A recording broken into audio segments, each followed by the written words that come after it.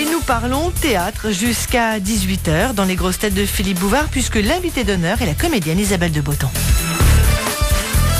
Il y a Nicolas dans la salle qui voulait vous poser une question. Où est-il, Nicolas? Ah mais il est au premier rang. Ben oui. Aux premières loges. Qu'est-ce qu'il fait dans la vie, Nicolas, quand il n'est pas au grand studio? Je suis étudiant en école de radio.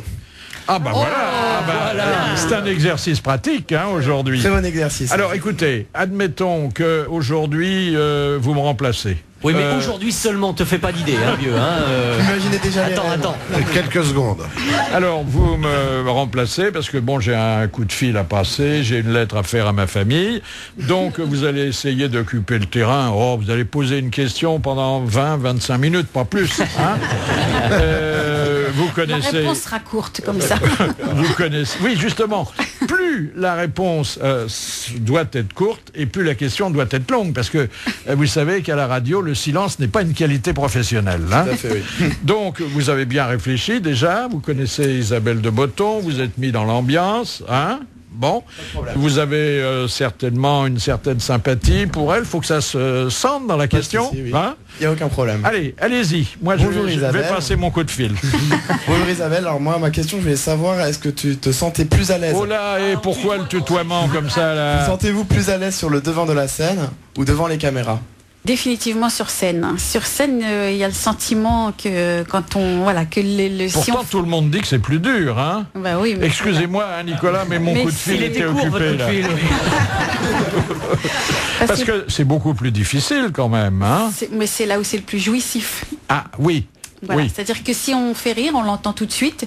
Si on s'est trompé, on l'entend tout de suite et on va se rhabiller vite. Et au cinéma, si c'est pas bon, on refait une prise. Oui, mais au cinéma, c'est souvent justement pour qu'il n'y ait pas, il faut pas qu'il y ait les rires du technicien ou du metteur en scène ou du réalisateur, parce que sinon on la refait. Donc on a un peu ce sentiment. Moi, je trouve que c'est beaucoup plus frustrant enfin, c'est pas plus frustrant, mais c'est autre chose. Il faut savoir, jouer vraiment avec son partenaire, alors que là, le premier partenaire pour moi, c'est le public. Il y a le mot célèbre de Sacha Guitry, au théâtre on joue, au cinéma on a joué. Sacha Guitry. Oui. Bonne réponse. Pardon, Nicolas. Tu n'étais pas né. Comment ça se passe dans votre école de radio alors? Ça se passe très très bien en tout cas. Mais vous voulez être animateur? Tout à fait. Elle est du côté de Boulogne-Billancourt, l'école? Exactement, oui. Alors, ça commence par un S, ça finit, ça s'appelle le Studec. Oui, tout à fait. C'est bien. Très bonne réponse de Monsieur Perron. Non, mais je la connais, c'est une bonne école. Il y en a pas beaucoup qui sont sérieuses, mais celle-là est bien. Combien d'années Ça se passe en 2 années en fait. Et alors, quel est dans l'animation le créneau que vous souhaiteriez occuper? En fait, j'ai pas de créneau particulier, mais c'est vrai que le morning est un créneau qui forcément fait rêver beaucoup de personnes au sein de mon école.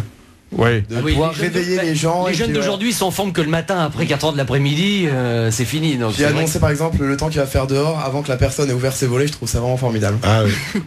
Ouais, bon, c'est un... qu'il faut oui, parce que tu te dis, la dame qui m'écoute va s'habiller un peu en fonction de moi, de ce que je viens de lui dire. Vous savez qu'il faut coucher pour réussir. J'en prends note. Oui, mais alors dis-lui avec qui? Merci. Eh bien, Merci Nicolas, beaucoup. on vous souhaite une brillante carrière, mais considérez qu'elle a commencé aujourd'hui. Merci beaucoup.